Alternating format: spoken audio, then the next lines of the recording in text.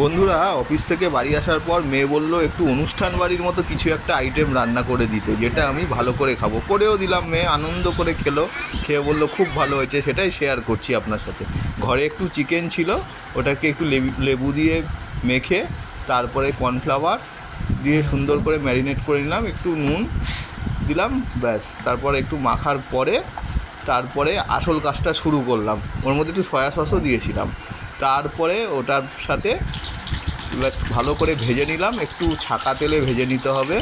ভেজে নেওয়ার পরে একটু লাল লাল করে ভেজে নিলাম, তারপরে সেটাকে রাখলাম।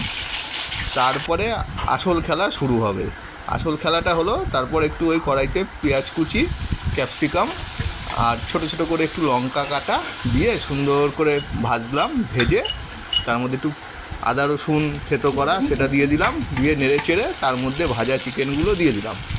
দিয়ে আরেকটু নাড়াচাড়া করে তার মধ্যে দিয়ে দিলাম সয়া সস আর একটু টমেটো সস দিলাম।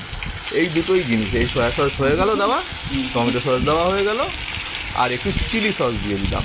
সুন্দর করে একটু মাখামাখি করে মাখা ঝাঁকা করে একদম সুন্দর দেখতে হয়ে গেল অনুষ্ঠান বাড়ির মতো ড্রাই চিলি চিকেন।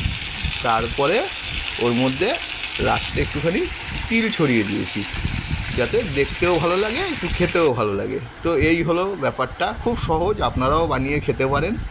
আমিও এটা প্রথম বানালাম এবং কোনো ইউটিউব বা কিছু না দেখে বানালাম, নিজের আইডিয়ায়। দেখুন তো কেমন লাগছে দেখতে। তবে খেতে তো খুব ভালোই হয়েছে। খেতে কেমন হয়েছে সেটা তো আপনাদের জানাতে পারবো না, আমি খাই, আপনারা দেখুন। আমার তো খেতে বেশ ভালোই লেগেছে, মনটাও ভরে গেল, মেয়েরাও খুব খুশি, ভালোই কাটলো সন্ধ্যা।